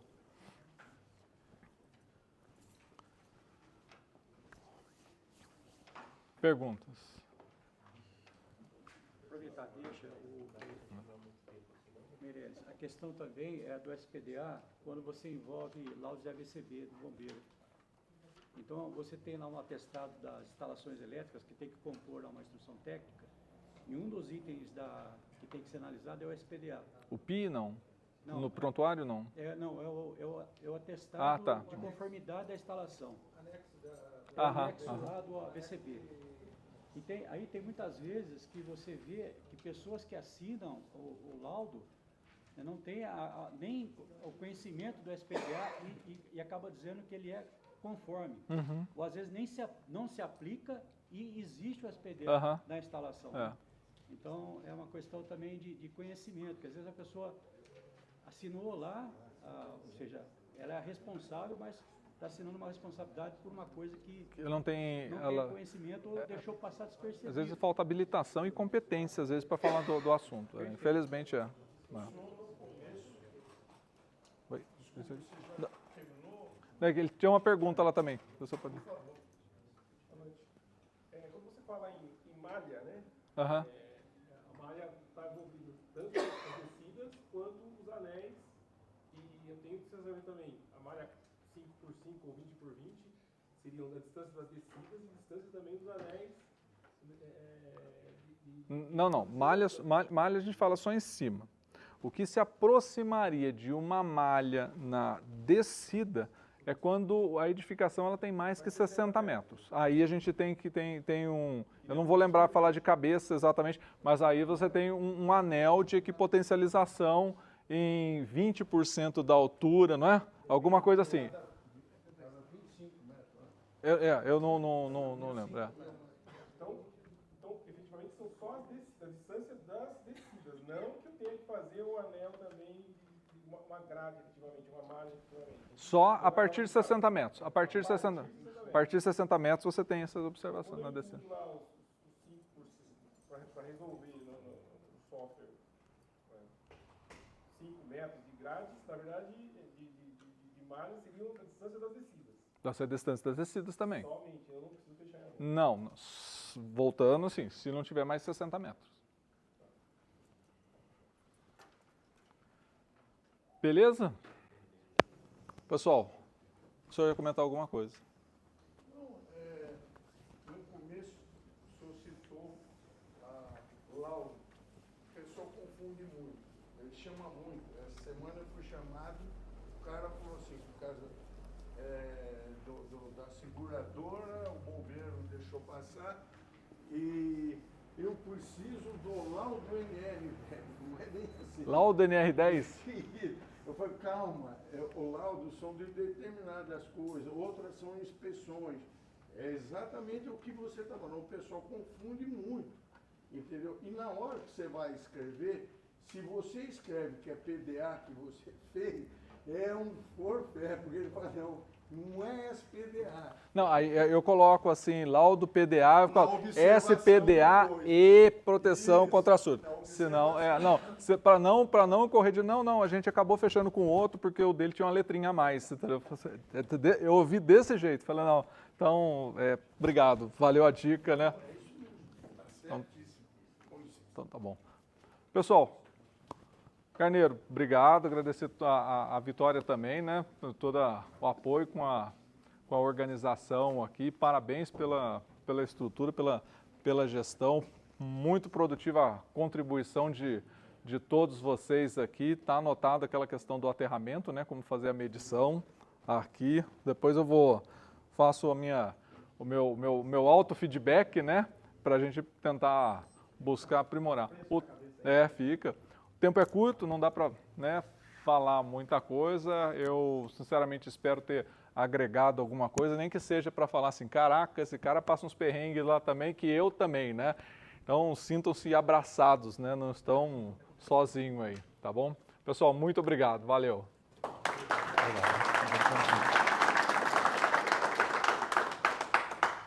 Pessoal, a gente quer agradecer aí a presença de todos. A gente está passando aí uma ficha de avaliação. Não, essa ficha também compõe as exigências do CREA, né? Assim como a gente está aqui fotografando, filmando, fazendo. Então tem todos os performances, né, que a gente tem que fazer para validar as palestras que são feitas aqui na associação. Aproveitando, já que vocês estão preenchendo essa ficha, já que aqui a maioria é ligado à área de eletricidade, né? Vocês poderiam colocar no finalzinho também sugestões de palestras que vocês gostariam que a gente disponibilizasse, né? Aproveitando que a grande gama aqui é da área de elétrica, então coloca aí um título, né? Algum assunto que você queira que a gente aborde aqui nos próximos eventos, a gente vai colocar em análise e vamos procurar profissionais, assim como o Meirelles apareceu aqui, porque ele está fazendo essa apresentação porque foi também efetuado lá em São José dos Campos, Guaratinguetá, Taubaté. Então, as associações, elas acabam consultando as outras para ver o que está acontecendo, o que estão fazendo. Então, isso é importante para justamente a gente aproveitar esse espaço, né, de acrescentar e agregar conhecimento. Tá? Muito obrigado a todos pela presença, agradeço aí de coração. Até então a gente estava preocupado, né? A Vitória, não, tem poucas pessoas, pode ficar tranquilo aqui que a gente vai energizar aqui todo mundo, né? Vai criar um campo magnético que conseguimos captar. Induzir, né? Induzir-nos todos aqui para estarem presentes aqui. Muito obrigado para aquelas pessoas que vieram de fora de Bragança, né? Ex-alunos aí, né? Meus amigos aí de Atibaia, fico muito feliz em revê-los, né? E então a gente agrega aí nas próximas oportunidades também manter esse contato. Muito obrigado, fiquem com Deus, uma boa noite para todos.